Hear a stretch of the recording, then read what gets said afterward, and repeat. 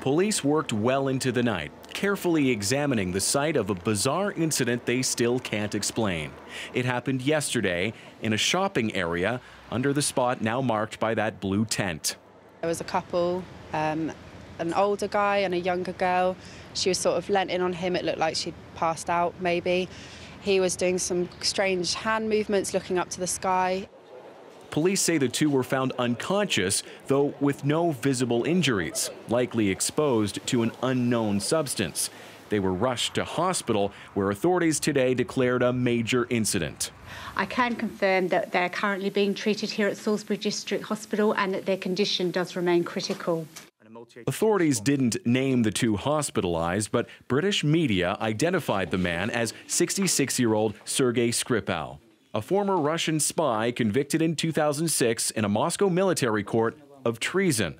He's thought to have sold the names of Russian operatives to Britain's MI6.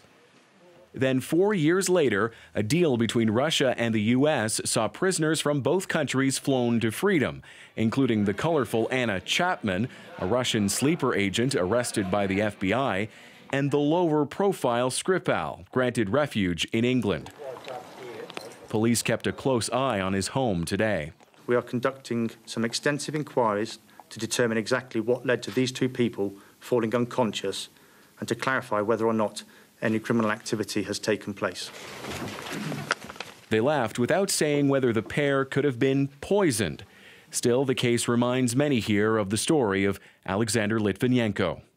The former Russian spy turned MI6 informant was killed in this posh hotel in 2006 with radioactive polonium in a cup of tea. A public inquiry found the death was likely approved by President Vladimir Putin. Thomas Daigle, CBC News, London. Now, the mysterious illnesses in Salisbury today may have nothing to do with the Kremlin, but for Russian officials, past or present, there are good reasons to look over your shoulder. Here are just a few recent examples. In December 2016, a senior Russian diplomat was found dead in his Moscow home with a pillow over his head, covering a gunshot wound.